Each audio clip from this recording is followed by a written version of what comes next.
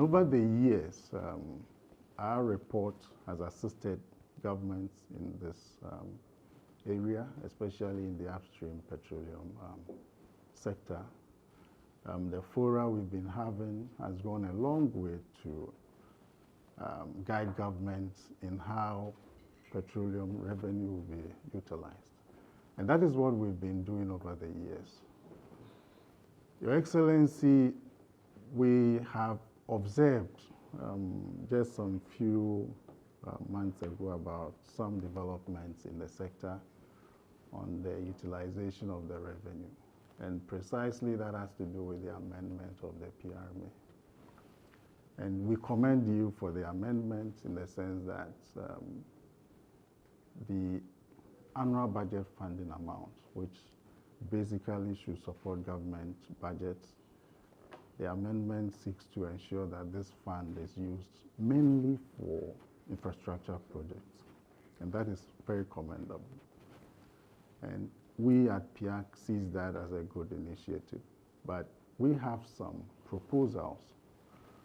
And that is the fact that over the years, we've realized that sometimes these funding are commingled with other funds. So you don't really see that this is a project funded by the petroleum revenue. So our proposal is that if a project is earmarked for funding through petroleum revenue, then it should be from start to finish. 2015, your good self, during your first term, initiated an amendment which put PIAC on the ABFA. So a portion of petroleum funds were coming directly to us. We don't know what we did. Your Excellency comes back, and the very thing he made for us, now he's taking it away. And it's been a source of worry for us. It has really affected our operations. And as we speak, you know, we received our first quota, 1.5 million. Since April, we haven't received anything. The nature of our work, you know, requires that we move around. As we speak, there are a lot of programs and reports and other things we have to do that, because of funding, we have not been able to do. So it is our hope that this amendment will be rectified.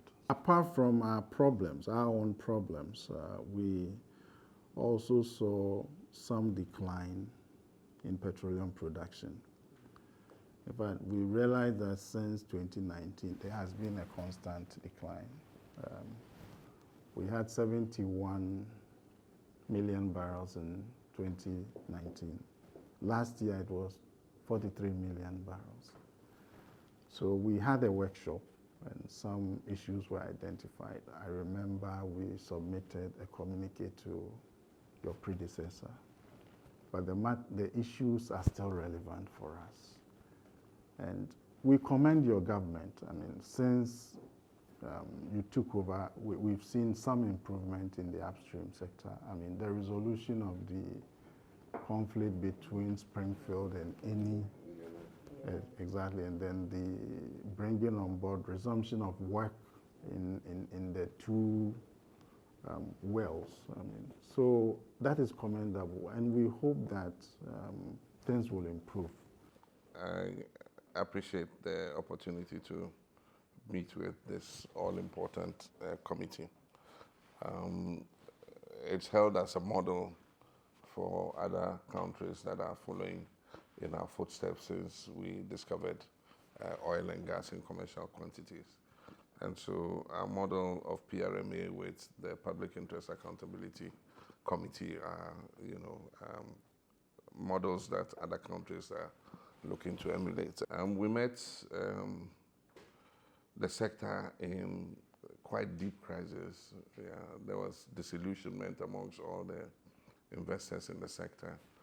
And so our first focus was to reassure them and build confidence again in Ghana's prospects with regards to the upstream.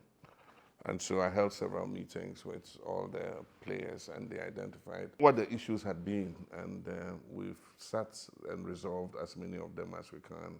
As you can see, ENI is back with a bang, and they are devoting more resources to expanding production in Sankofa, and then the adjoining compartments that we gave them. One of the major game changers will be the Pecan field. Unfortunately, it's delayed for so long. And so I held some meetings with the African Finance Corporation and Lukoil, who are the partners there. And we also got Shell, because Shell had expressed an interest. And recently they made an offer, for Pecan. So we're waiting to see what the response will be so that we can move that forward. If we move that forward, it will be good for our oil and gas production, because it means in the next 3-4 years, if we can bring that well on stream. We decided that Ghana has a major infrastructure deficit, and the intention of the annual budget funding amount was to channel the resources into what is tangible and can, show the benefits of the blessing of the natural resource that God gave us. Unfortunately, over the years, the money, you don't really see what is happening. So we decided that we'll commit the money to what we call the big push, because we have an infrastructure deficit of almost $1.5 billion every year in terms of infrastructure investments, between 1.5 and 2 billion. And so we said, well, we'll implement the big push, which will be a $2 billion a year investment in infrastructure for 5 years. And so the intention is to invest 10 billion over 5 years in infrastructure. And that includes both roads and bridges and important infrastructure that are transformational and have a rate of return in terms of tolling and productivity and bringing goods to the market and all that. And then also in educational infrastructure, in health infrastructure, and especially in agricultural productivity in terms of irrigation and so on and so forth. One of the major things would be disaggregating the revenues like you raise, so that we can track. And maybe if the responsibility for all natural resources were put under PIAC, then it will make it easier to track and trace. Yeah, but the ABFA is going there, and then mineral royalties from gold is also going into the big push. So we need to get the minister to disaggregate it properly, so that we know exactly what you are monitoring. The minister is going to present the mid-year review of the budget, and so I'll draw attention to your particular case so that he can up the budget and then also speed up the release.